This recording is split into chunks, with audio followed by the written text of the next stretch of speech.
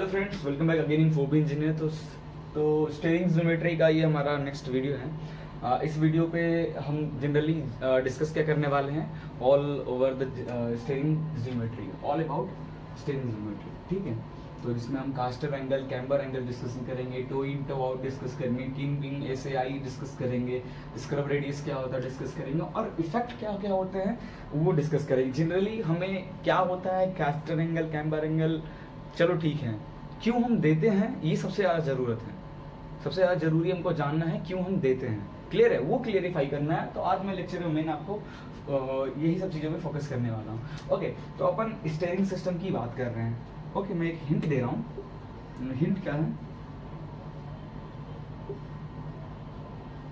ये हमारी 4 wheel vehicle है। ठीक है, तो स्टीयरिंग सिस्टम जनरली कहाँ से कनेक्ट होता है, सिर्फ फ्रंट पे। ये फ्रंट पार्ट है, ये रियर पार्ट है।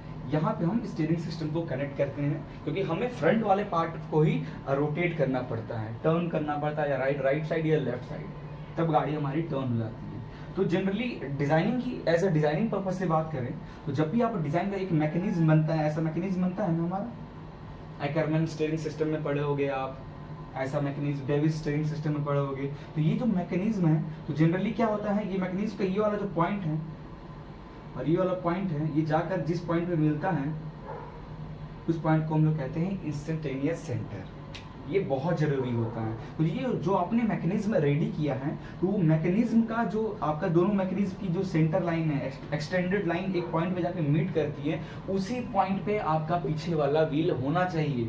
अगर ऐसा है, देखो अभी तो मैंने जो डिजाइन बनाया है इसके अकॉर्डिंग हमारे पीछे वाली व्हील के जो एक्सेल है उसी पॉइंट पे ये जाकर मिल रहा है। तो ये जो गाड़ी इस तरीके का डिजाइन आप करोगे तो ये गाड़ी मोर स्टेबल होगी, अच्छी खासी स्टेबिलिटी इसको दोगी। आप जब गाड़ी को टर्न करोगे तो गाड़ी इजीली टर्न होगी, आपको ज़्यादा एफर्ट नहीं लगेगा।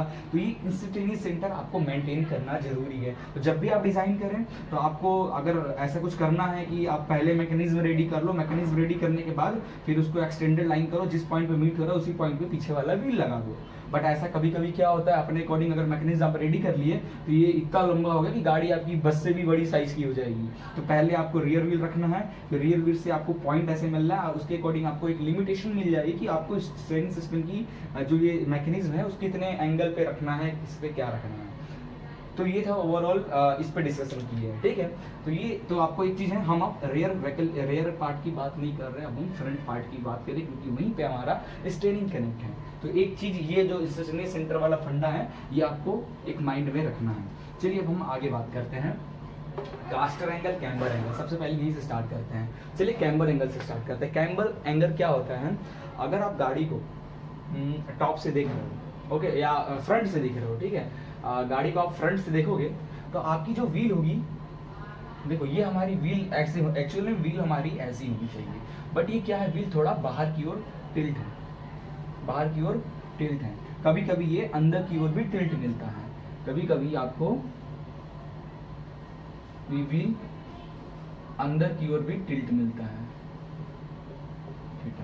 ठीक है, तो ये सेंटर लाइन से, व्हील सेंटर लाइन से अगर आपका व्हील की जो एक्सिस है वो अगर इसकी बाहर की ओर झुका हुआ है, बाहर की ओर स्वेप्ट है, तो ये जो इसको हम लोग कहते हैं पॉजिटिव कैम्बर। क्लियर है, और यही आपका व्हील अंदर की ओर अगर झुका हुआ है तो इसको हम लोग कहते हैं निगेटिव कैम्बर एंगल। क्लियर है, फिर से एक बार एक्सप्लेन करूँ। ये हमारा सेंटर लाइन है और ये आपकी व्हील की एक्सिस है, ठीक है, और ये भी व्हील की एक्सिस है। अगर सेंटर लाइन से आपकी व्हील बाहर की ओर झुकी हुई है, ठीक है, तो ये जो एंगल बनाता है बाहर की ओर, इसको हम लोग कहते हैं पॉजिटिव कैम्बर एंगल या पॉजिटिव कैम्बर। और वही अंदर की ओर अगर बैंड है, इसे हम कहते हैं निगेटिव कैम्बर। तो अगर मैं ऐसे सिंपल बनाऊं और दोनों चक्के की, फ्रंट की अगर दोनों चक्के की बनाऊं, ये हमारा मेन सेंटर लाइन हो गया। अगर बाहर की ओर होगा, अगर ये व्हील अगर बाहर की ओर जा रहा है तो ये व्हील किधर होगा, ये अंदर की ओर आएगा। क्लियर है, ये इसको हम लोग कहते हैं पॉजिटिव कैम्बर एंगल। अब यही चीज अगर ये एक साइड का व्हील आपको दिख रहा है अंदर की ओर टिल्ट हुआ, तो ये भी ऐसे टिल्ट होगा, तो इसको हम कहेंगे negative camber angle.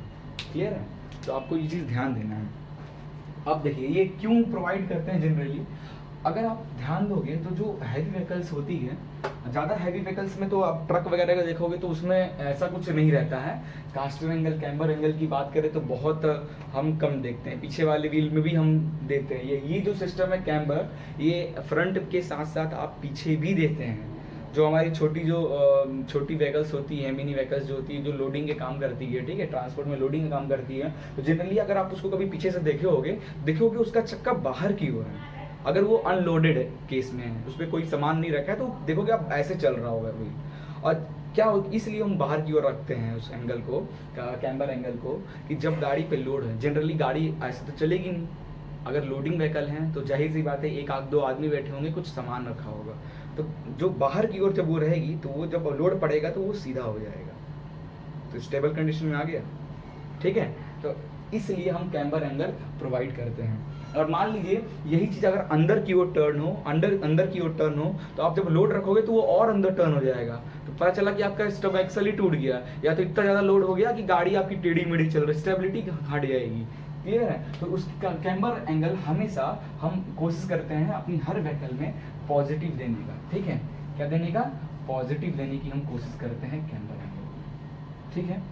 Up to 2 degree, जो नॉर्मल आपकी जो कार हो गई, कार वगैरह है, उसमें अप टू मैक्सिमम 2 डिग्री तक जाते हैं, 2 डिग्री से ज़्यादा ठीक एंगल नहीं रखते हैं। बट जो लोडिंग व्हीकल है उसमें 2 to 4 डिग्री तक जाते हैं, 4 डिग्री से ज़्यादा नहीं जाते, कहीं नहीं जाते किसी भी केस में।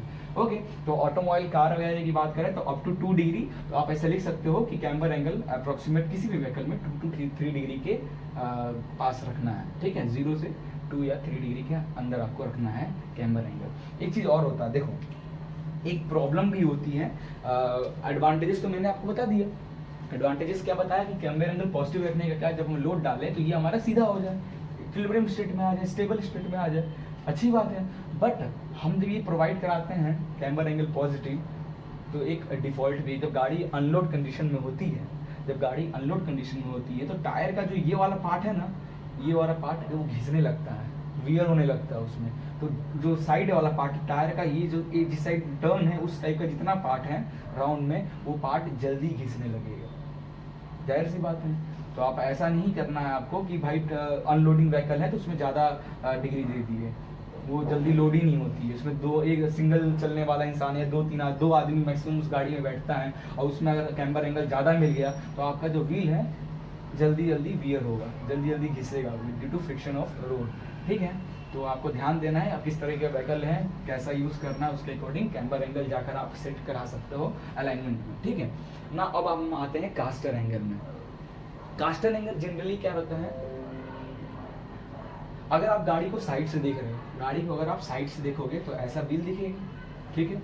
तो जो आपका स्टीयरिंग ये वाला पार्ट है जिसमें आपकी स्टीयरिंग सेट होती है, ठीक है, ये इसको ऐसे बना रहा हूँ, और इसमें आपकी स्टीयरिंग ये होता है, ये आपका आर्म होता है, ठीक है, आर्म। या फिर आप जो हमारी कार वगैरह होती है, ये तो मैं ऑफ रोड व्हीकल का बनाया, कार वगैरह इसी पॉइंट पे क्या होती है, स्टीयरिंग एक्सिस, यही होता है हमारा स्टीयरिंग पॉइंट। ये जो स्टीयरिंग एक्सिस है, इसको हमेशा हम क्या करके रखते हैं, थोड़ा सा आगे की ओर करके रखते हैं, जैसा अभी देख रहा है। इसको हम लोग कहते हैं निगेटिव कास्टर, ये है हमारा निगेटिव कास्टर। क्लियर है? मैं इसको एक बार क्लियर करके बनाता हूँ ताकि आपको थोड़ा सा दिक्कत ना हो समझने में। देखिए साइड से देखोगे, एक व्हील हो गया, दोनों फ्रंट व्हील है, ठीक है। साइड से आप देख रहे हो, ये हमारा सेंटर लाइन है, ये हमारा सेंटर लाइन है, ये जमीन से अटैच है, ठीक है। अब जो आपका स्टीयरिंग एक्सिस है, स्टीयरिंग एक्सिस अगर थोड़ा आगे की तरफ टर्न हो, ये हुआ स्टीयरिंग एक्सिस, ठीक है। तो इसको हम कहते हैं, जितना थीटे पे इंक्लाइन है, इसको हम कहते हैं negative camber caster angle. Clear है? और ये आपकी एक्सिस, स्टीयरिंग एक्सिस इस तरीके का हो, इसको हम कहते हैं पॉजिटिव कास्टर एंगल। क्लियर है? तो इसको एक तो ऐसे भी समझते हैं, एक दूसरा तरीके से, जो जिस पॉइंट पे टच है हमारी व्हीकल जिस पॉइंट पे टच है उससे ahead of axis of the wheel से आगे अगर आपका स्टीयरिंग एक्सिस पॉइंट बन रहा है, इस पॉइंट से अहेड, तो इसको हम कहते हैं पॉजिटिव एक्सिस, पॉजिटिव कास्टर, ठीक है। तो ये क्यों जनरली देते हैं, इसका रियल है, हम हमेशा अपनी ऑटोमोबाइल में मैक्सिमम टाइम हम निगेटिव कास्टर देते हैं। रीजन क्या है निगेटिव कास्टर का, चलो कास्टर का एडवांटेजेस देखते हैं क्या। पहली बात तो ये स्टेबिलिटी प्रोवाइड कराता है, स्टेबिलिटी प्रोवाइड कराता है, और दूसरा एफर्ट, स्टीयरिंग एफर्ट को कम करता है। और इम्प्रूवमेंट एक चीज़ और देखते हैं, आप गाड़ी को टर्न कर रहे हो, गाड़ी चल रही है, थोड़ी चलते टाइम में स्लो में तो आप स्टेबल ही रहोगे, आप टर्न कर रहे हो तो आप गौर करते हो जैसे स्टीयरिंग छोड़ते हो स्टीयरिंग वापस रोटेट होके कोशिश करता है, मतलब अगर इस तरफ आप टर्न किए हो और फिर स्टीयरिंग छोड़ोगे तो वापस ये इधर की ओर रोटेट हो, अपोजिट डायरेक्शन में रोटेट होने लगता है, because of this caster angle. ठीक है, तो ये चीज़ आपको याद रखें, because of this caster angle ये इफेक्ट होता है, वो चक्का वापस अपने स्टेबल ओरिजिनल पोजीशन पे आने की कोशिश करता है because of this negative caster. ठीक है, तो स्टेबिलिटी प्रोवाइड कराता है। गाड़ी जब आप टर्न करते हो, टर्न करने के बाद जब आप फिर स्ट्रेट लाइन में आते हो तो आप कितनी तेजी से करोगे, थोड़ा हेल्प तो वही कर देता है कि आधी टर्न तो आपकी व्हील को सीधी कर देगा ये कास्टर एंगल ही, बाकी आप थोड़ा सा एफर्ट लगा के और जल्दी से सीधा कर लो। तो ये इसका मेन एडवांटेजेस है। क्लियर है, तो कास्टर एंगल, कैम्बर एंगल हमारा हो गया, और जो कास्टर एंगल है मैक्सिमम 3 डिग्री तक जाते हैं, 0 से 3 डिग्री के बीच में आपको रखना है कास्टर एंगल, इससे ज़्यादा नहीं रखना है। ठीक है, ओके गाइस, तो अब हम डिस्कस करने वाले हैं किंग पिन इंक्लिनेशन, KPI और SAI। कुछ दोनों ज़्यादा डिफरेंस नहीं है, दोनों में एक ही चीज़ है एक्चुअली दोनों। पहले हम KPI बोलते थे, अब हम SAI बोलते हैं। ठीक है, पहले के व्हीकल्स में, क्योंकि हम पहले के व्हीकल्स में नकल जनरली यूज़ करते थे, अब जो होता है बॉल जॉइंट हम यूज़ करते हैं, तो बॉल जॉइंट के यूज़ करने के बाद हम उसको नाम दे दिए स्टीयरिंग एक्सिस इंक्लिनेशन। ठीक है, तो जनरली देखो आपका अगर मैं व्हील बनाऊं, ये मैंने व्हील बनाया है, ठीक है, तो किंग पिन इंक्लिनेशन क्या मतलब हुआ, मैं नकल बना रहा हूँ। ठीक है, नकल समझते हो ना,